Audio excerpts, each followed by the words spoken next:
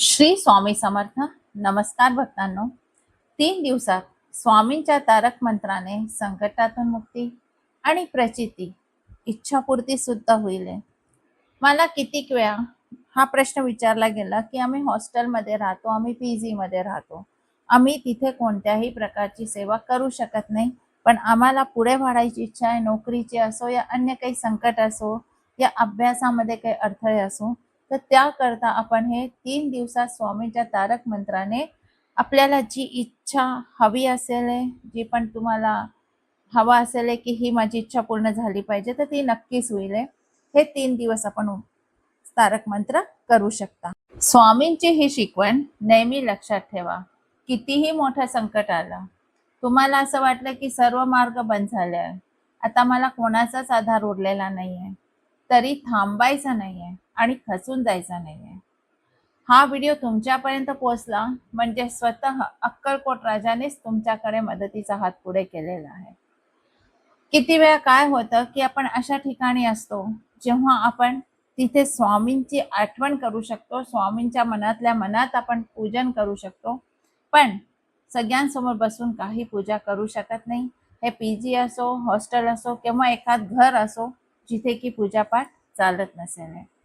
पण तारक मंत्र आपल्याला नुसता 3 दिवस संकल्प करून वाचायचा आहे. कारण की तारक मंत्राचा जो उच्चार आहे तो गर्भाशयापासून ते मनापर्यंत खूप मोठा प्रभाव टाकतो. आणि अवघ्या 3 दिवसात स्वामी भक्ताच्या पाठीशी कसे उभे राहतात. जर तुम्ही हॉस्टेलमध्ये आहात, तुमच्याकडे स्वामींचा फोटो नाहीये, स्वामींची मूर्ती नाहीये, पण तुमच्याकडे मोबाईल तर आहे ना. मोबाईलमध्ये एखाद फोटो आपण डाउनलोड करून ठेवू शकतो.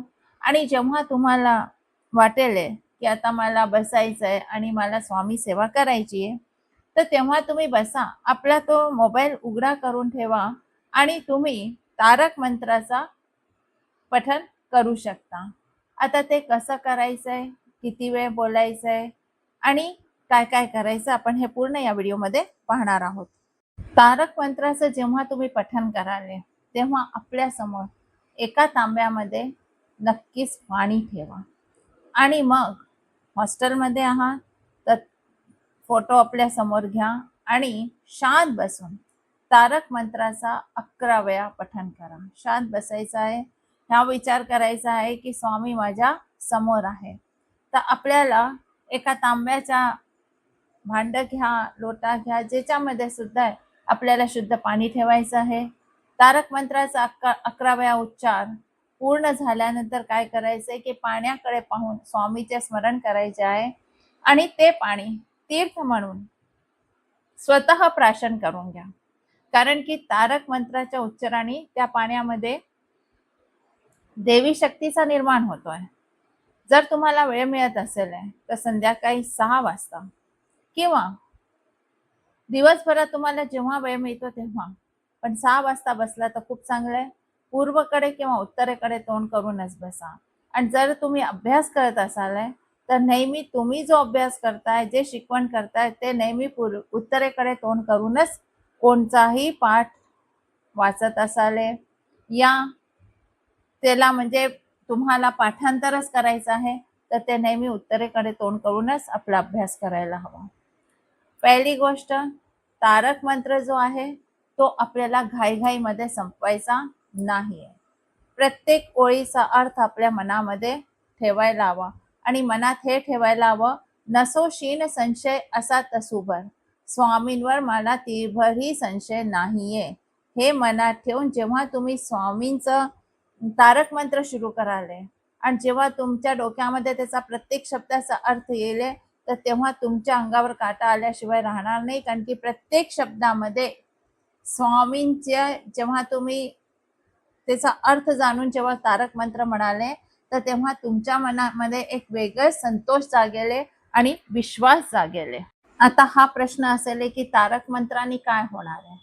तर तारक मंत्रामध्ये पहिल्या दिवशी तर तुमच्या ज्या मनातली नकारात्मकता आहे ना ती बाहेर चालली जाईल आणि तुमच्या आजूबाजू एक सुरक्षा कवच निर्माण होऊन जाईल. आणि तिसऱ्या दिवशीपर्यंत तर तुमची जी हाक आहे ना ती अक्कलकोटच्या समाधीपर्यंत पोहोचून जाते. स्वामींच्या चैतन्याची प्रचिती तुम्हाला प्रत्यक्ष किंवा अप्रत्यक्षपणे जाणवू लागते. हे 3 दिवसामध्ये जेव्हा तुम्ही हे संकल्प घेऊन पठण कराले तर 3 दिवसामध्ये तुम्हाला हा फरक नक्कीच जाणवून घेईल. फक्त गोष्ट ही आहे की तुम्ही किती भावानी, किती मनाचे भाव स्वामींपर्यंत पोहोचताय आणि किती तीव्रताने तुम्ही प्रार्थना करता हे तुमच्यावरती संबंध निर्भर आहे. 3 दिवसात आपल्या मनामध्ये जो बदल घडताना तुम्हाला स्वतःमध्ये दिसेल, काही कार्यापासून तुमच्या मनामध्ये काही भीती असेल तर ती भीती दूर होऊन जाईल, धैर्य आणि शांतीचा निर्माण होऊन जाईल, अचानक तुम्हाला कोणता मार्ग सापडून जाईल किंवा खूप वर्षापासून तुमचे अडकलेले काम होते, कोणता रिझल्ट चांगला येत नव्हता, त्याच्यामध्ये तुम्हाला पॉझिटिव्हिटी यायला लागेल, कधी अचानक तुम्हाला स्वामींचे दर्शन सुद्धा स्वप्नामध्ये होऊन जातील किंवा अक्कलकोटचं मंदिर दिसायला लागेल किंवा अचानक तुम्हाला तुळशीचा, चंदनचा, अत्तरचा सुवास येऊ लागेल आणि मनामध्ये एक विश्वास जगेल की मुला मी तुझ्या सोबत आहे, तू एकटा नाहीस. जेव्हा तुम्ही ही 3 दिवसी उपासना कराल तेव्हा तुमच्या मनामध्ये हे भाव जागृत होऊन जातील, कारण की तुमचे डोळे जर पाण्याने भरलेले असतील तर ते आज पुसून टाका, कारण की जगात तुमचं कोणी ऐकलं नाही तरी स्वामी तुमची नक्कीच हाक ऐकणार आहेत, कारण की स्वामी कधीच कोणाचा हात सोडत नाही. जर आज तुमच्यावर संकट आले आहे या समजा तुमची स्वामी परीक्षा घेत आहे तर ते स्वामी परीक्षेतून तुम्हाला नक्कीच बाहेर काढतील, कारण की नामस्मरणाचं एवढं मोठं महत्व आहे की नामस्मरण आपल्या जीवनाचं प्रारब्ध बदलून देतात आणि ते प्रारब्ध बदलायची शक्ती आपल्या स्वामी समर्थांमध्ये आहे. मग मनात कोणतीही भीती नका ठेवू मुलांनो.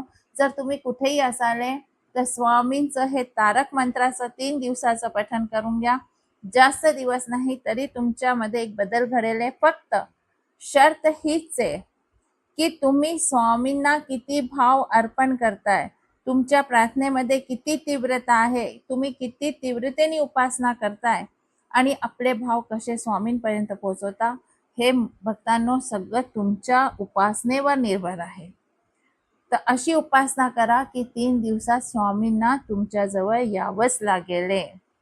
इतकी तीव्रतेची प्रार्थना मनापासून करा, अंतरात्मापासून करा, स्वामींचं दर्शन करा मनामध्ये आणि ही उपासना करा. तुम्हाला प्रत्येक इच्छा नक्कीच तुमची पूर्ण होणार आहे. व्हिडिओ आवडला असेल तर नक्कीच लाईक, शेअर आणि सबस्क्राईब करा. भेटूया आपल्या नेक्स्ट व्हिडिओमध्ये. कमेंट्स करायला विसरू नका. श्री स्वामी समर्थ. जय जय स्वामी समर्थ.